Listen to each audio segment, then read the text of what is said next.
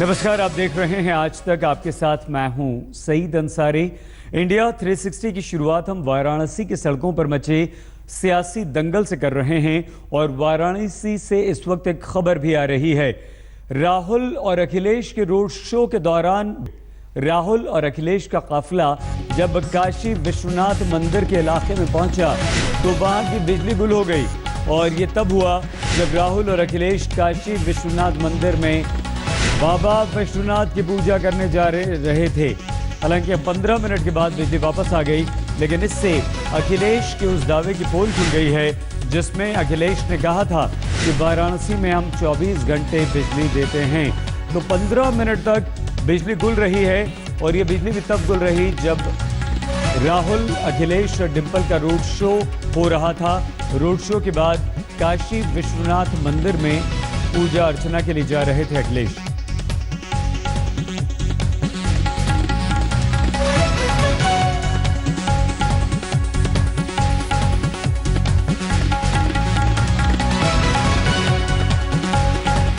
और आइए अब हम आपको वो बयान भी सुनवाते हैं जिसमें अखिलेश यादव ने बार बार दावा किया कि उनकी सरकार वाराणसी में 24 घंटे बिजली देती है। पिछली दिवाली पर मैंने तय किया था उत्तर प्रदेश का कोई शहर नहीं बचेगा जहां हम 22 और 24 घंटे बिजली उपलब्ध ना करा दें। और पिछली दिवाली से हमने पूरे उत्तर प्रदेश में 22 और 24 घंटे शहरों को बिजली उपलब्ध कराने का काम किया है। इसलिए वो लड़ाई हार चुके हैं और लड़ाई हार गए हैं, इसीलिए अपना रास्ता बदल रहे हैं। और आज की हमारी दूसरी तस्वीर भी वाराणसी से ही है। वाराणसी में प्रधानमंत्री नरेंद्र मोदी के मेगा रोड शो के दौरान काफिला उस वक्त थम गया जब मदनपुरा इलाके से मोदी का काफिला गुजर रहा था। प्रधानमंत्री मोदी मुस्लिम बहुल इलाके जैसे ही पहुंचे, कुछ मुस्लिमों की तरफ से नरेंद्र मोदी की तरफ एक गुलदस्ता बढ़ाया गया जिसको नरेंद्र मोदी ने बाकायदा अपनी फ्लीट रुकवाकर स्वीकार किया।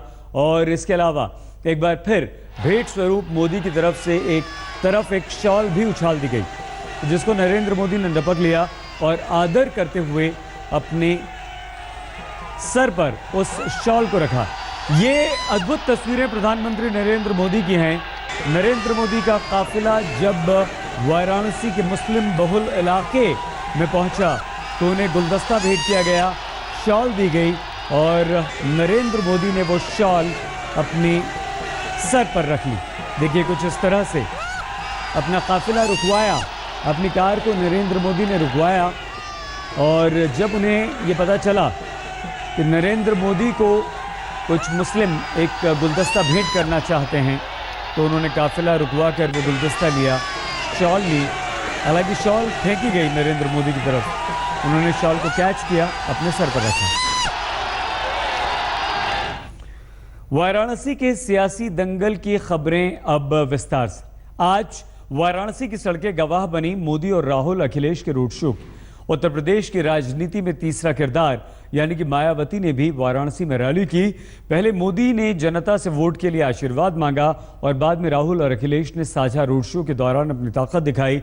लेकिन अपनी रैली में बहुजन समाज पार्टी के अध्यक्ष मायावती ने दोनों पर जमकर प्रहार किया। शुरुआत नरेंद्र मोदी के मेगा रोड शो से।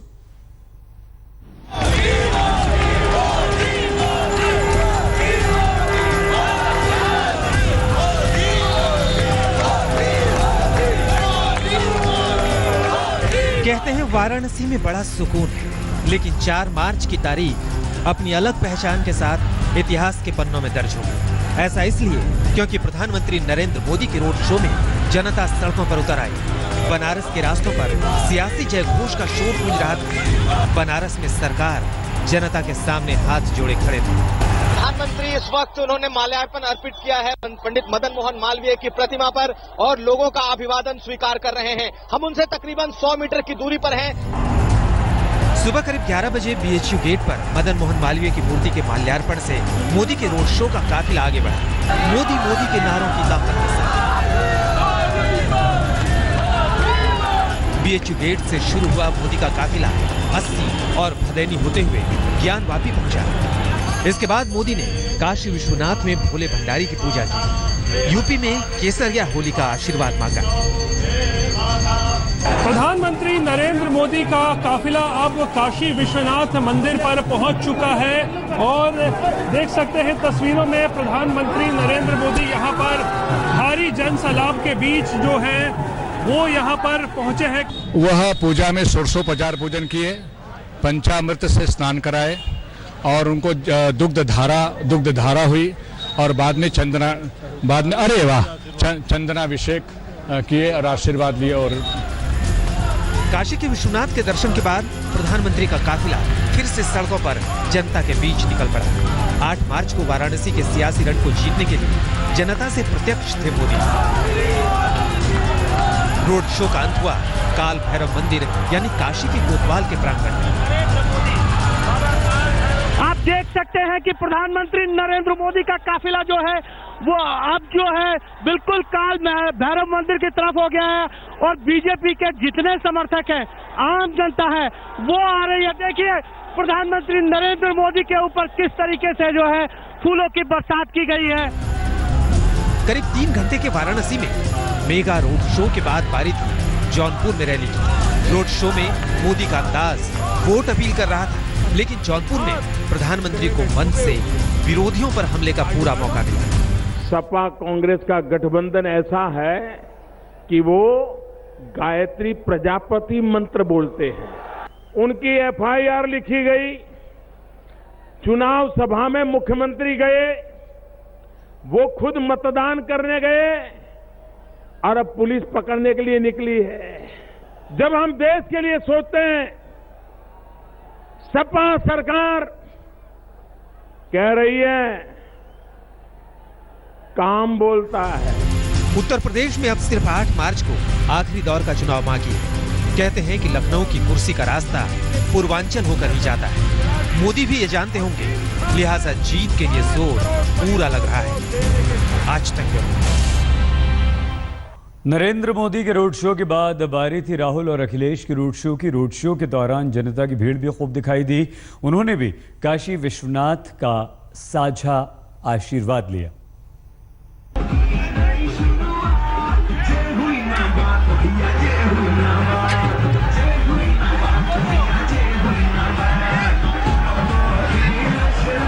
जब वाराणसी में प्रधानमंत्री मोदी के रोड शो का शोर थमने लगा तो नई दोस्ती की एक तस्वीर काशी की सड़कों पर अवतरित हुई। अखिलेश और राहुल के रोड शो का काफिला बनारस की सड़कों पर आगे बढ़ रहा था। कचहरी से राहुल अखिलेश का कारवां आगे बढ़ा। लोगों का सैलाब सियासी दोस्ती के हाईटेक रथ के साथ भी दिखाई दे रहा था। खास बात यह थी कि राहुल और अखिलेश के बीच डिंपल भी रोड शो का हिस्सा थी। वाराणसी में जोर अगर मोदी और उनके तमाम बड़े मंत्रियों ने लगाया तो उसका सामना करने के लिए गठबंधन ने भी पूरी तैयारी की। दोनों ही ओर अगर देखें तो समाजवादी पार्टी और कांग्रेस के डंडे झंडे लेकर के कार्यकर्ता मौजूद हैं। आगे बैंड वाले भी हैं, ढोल भी है। पूरा राजनीतिक बनारस का रंग यहाँ पर आप देख सकते हैं, सियासी रंग। रथ पर 2 युवा चेहरे भरोसे के साथ लोगों से मुखातिब हो रहे थे। हाथ जोड़कर और हाथ हिलाकर जनता का अभिवादन और आशीर्वाद दोनों स्वीकार कर रहे थे। हर कोई जानता है कि पूर्वांचल के आखिरी दौर में बनारस की अहमियत सबसे ज्यादा है। रथ में सवार दोनों खेमों के दूसरे दिग्गजों को भी जीत का पूरा भरोसा है। जो माहौल में देख रहा हूँ, जो सरचार माहौल है, युवाओं में भी, बुजुर्गों में भी, घरों में भी, ये पहली बार देखने को मिल रहा है। मैं बहुत खुश हूँ और पूरा यकीन है कि 8 की 8 सीटें बनारस की समाजवादी पार्टी और कांग्रेस गठबंधन यहाँ से जीतेगा। वाराणसी के अम्बेडकर चौक का यही नजारा कि हर जगह साइकिल और हाथ नजर आ रहे हैं। समाजवादी पार्टी और कांग्रेस दोनों के समर्थक भारी तादाद में इकट्ठे हैं। आप देख सकते हैं कैसे अगर टोपी पहन रखी है समाजवादियों की तो झंडा गले में लटका रखा है कांग्रेसियों का। वाराणसी से प्रधानमंत्री मोदी सांसद भी हैं, लेकिन अखिलेश और राहुल शुरू से दावा कर रहे हैं कि शहर के विकास के लिए पीएम ने कुछ भी काम नहीं किया है। इसी को मुद्दा बनाकर मोदी के खिलाफ मोर्चाबंदी शुरू हो गई है। फिलहाल इसकी सफलता 11 मार्च को तय होगी। सुप्रिया भारद्वाज के साथ कुमार विक्रांत सिंह, वाराणसी, आज तक। वाराणसी में मोदी बनाम अखिलेश राहुल का अध्याय आज खूब हुआ। लेकिन चौका घाट इलाके में स्थिति उस वक्त तनावपूर्ण हो गई जब बीजेपी और समाजवादी पार्टी के समर्थक आपस में भिड़ गए।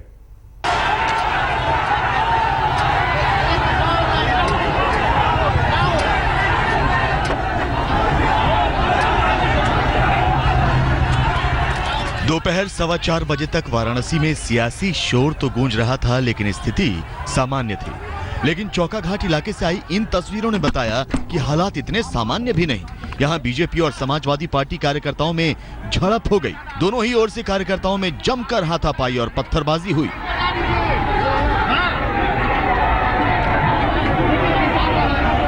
ये घटना तब सामने आई जब पीएम मोदी का रोड शो खत्म हो चुका था और राहुल अखिलेश का रोड शो जारी था। हालांकि मुख्यमंत्री का रथ उस वक्त वहां नहीं था। चौका घाट पर राहुल गांधी और अखिलेश का रथ तकरीबन जब 50 मीटर पहले था, उसके आगे समर्थक चल रहे थे। वहां पर एक घर जिसमें कि भारतीय जनता पार्टी के झंडे लगे थे, उसमें कुछ पत्थर मारे गए। हालांकि उसके बाद पुलिस ने उस घर को अपने कब्जे में ले लिया। सड़क पर दो पार्टियों के कार्यकर्ताओं के बीच संग्राम से पहले भी बेहद अजीबोगरीब स्थिति से सामना हुआ। रोड शो के दौरान मोदी का काफिला आगे बढ़ रहा था, लेकिन काल भैरव मंदिर से पहले मोदी की बाईं ओर समाजवादी पार्टी के झंडे सड़क किनारे लहराते नजर आए।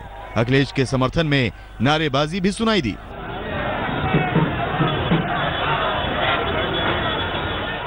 काल भैरव मंदिर पर जहां प्रधानमंत्री नरेंद्र मोदी के रोड शो का समापन हुआ था, वहां पर अब बीजेपी के कार्यकर्ताओं का प्रस्थान हो चुका है और समाजवादी पार्टी के कार्यकर्ताओं का आगमन हो चुका है।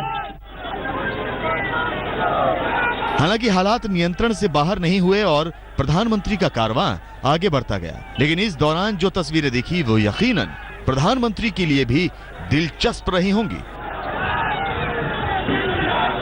कुमार विक्रांत सिंह और निशांत चतुर्वेदी के साथ हिमांशु मिश्रा, वाराणसी आज तक।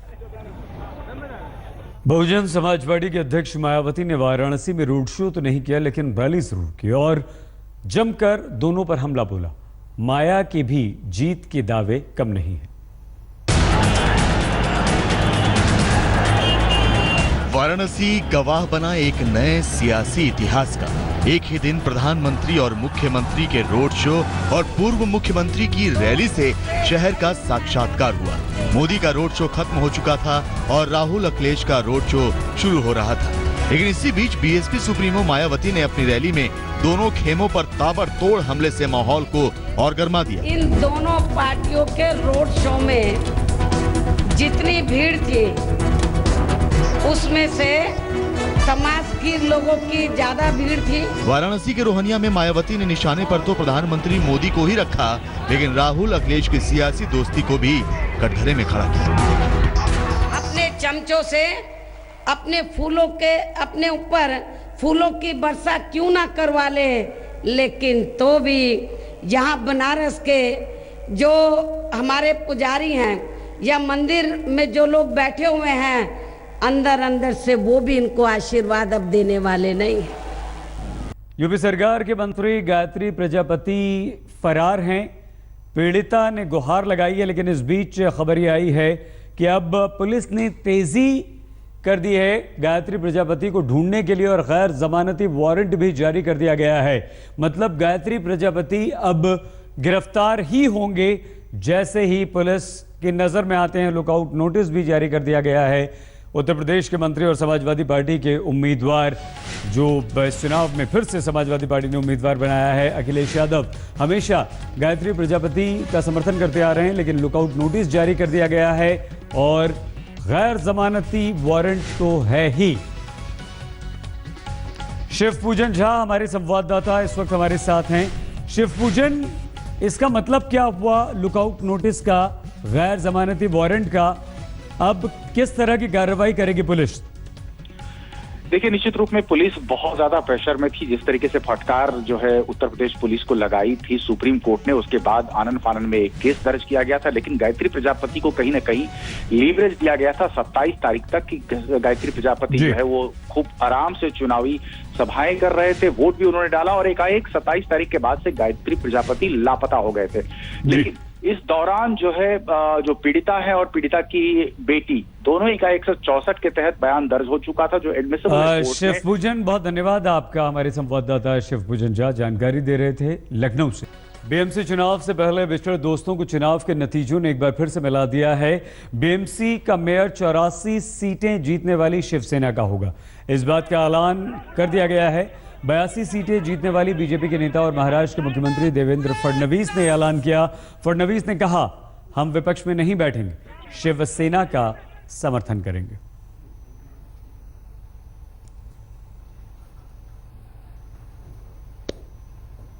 भारतीय जनता पार्टी ने निर्णय किया है, हम महापौर का चुनाव नहीं लड़ेंगे, हम उपमहापौर का चुनाव नहीं लड़ेंगे। स्टैंडिंग कमेटी में हमारी पद्धति के अनुसार परसेंटेज ऑफ कारपोरेटर्स इस पर नियुक्तियां होती है, उसमें बीजेपी के 10 लोग जाएंगे, शिवसेना के भी 10 लोग जाएंगे। फिर भी Bharatiya Janata party standing committee के अध्यक्ष का चुनाव नहीं लड़ेगी। हम पारदर्शिता के पहरेदार इस रूप में। इस बुलेटिन में फिलहाल इतना ही।